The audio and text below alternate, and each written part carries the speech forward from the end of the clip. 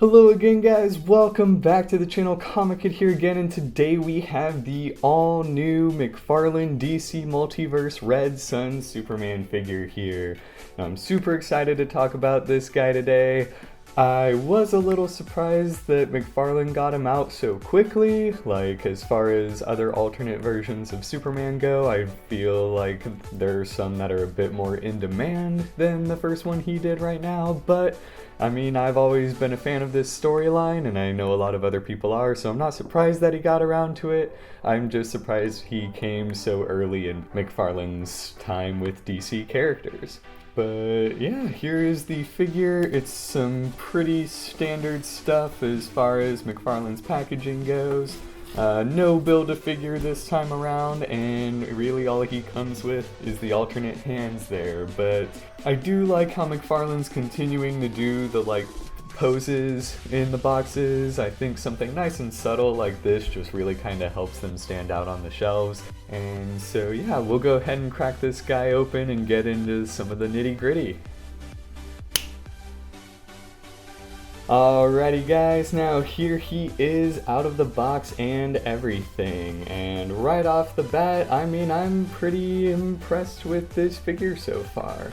You'll notice he does have the same sculpt as this guy here, which I'm a little disappointed in just because I really liked or I guess I should say I really preferred the sculpt for the Superman Who Laughs, like the Jokerized version of Superman. This one only has the single elbows and is a little lankier in the legs than I would really prefer, and so I'm a little disappointed that McFarlane switched back to this sculpt, just because I felt the other one was so much stronger.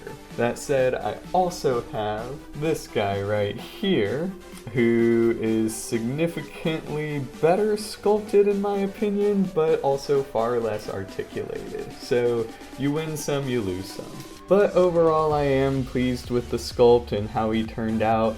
I do really like the cape here. It looks just much more clean, and I like the waviness of the original McFarlane Superman, but I definitely think this one suits it a little bit better as well. You also have the great head sculpt here. Seeing the photos online, I actually wasn't a fan of this head sculpt at first, but now I actually think I kind of prefer it to the original. I don't know. I guess seeing them side by side, I do prefer the original, but I really like how the hair turned out on the Red Sun one, and I like how it's not as glossy and shiny as the one on the original. You'll notice there are also some nice paint detailing changes that he makes. On the original one here, you'll notice he has the blue ball joint on his wrist, and it's flesh toned on the Red Sun Superman here.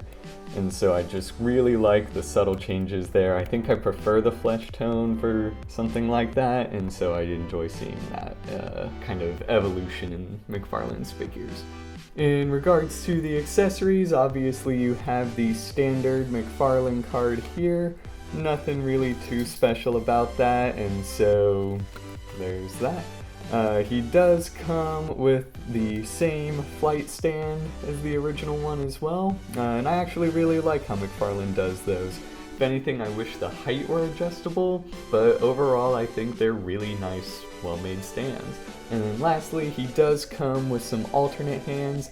He does come with one that looks like it's supposed to fit the flag, but no flag.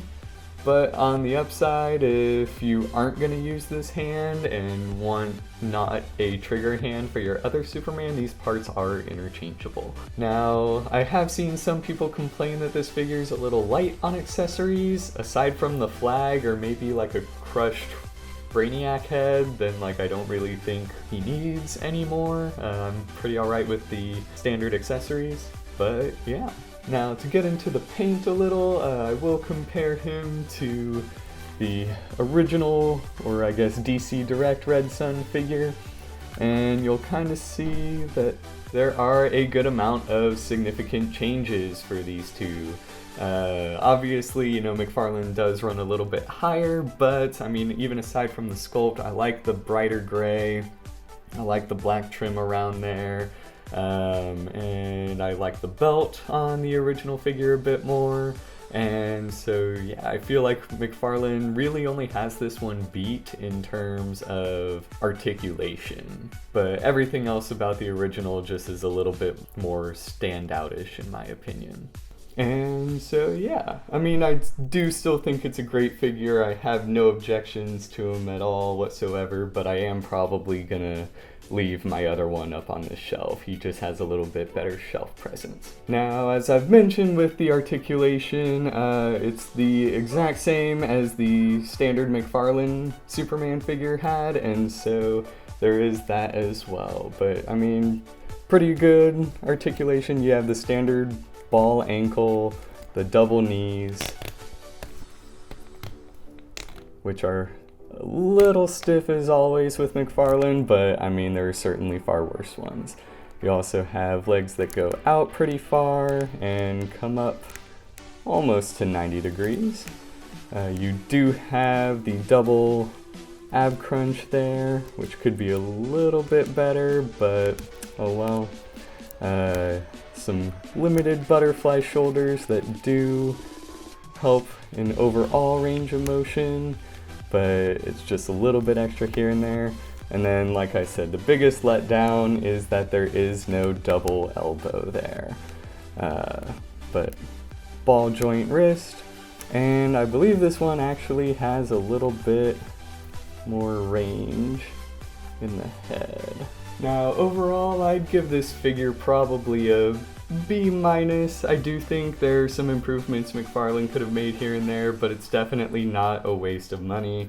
And especially if you've been wanting a Red Sun Superman figure and haven't been able to find the older DC Direct ones, then yeah, this will be a great substitute for him instead. But as I already mentioned, I do think I'm going to leave the other one up on my shelf, at least for now. I might change my mind after I get some photos in, but that is everything I have for you guys today. Thank you guys so much for watching. As always, be sure to hit like and subscribe, and I will see you guys again real soon.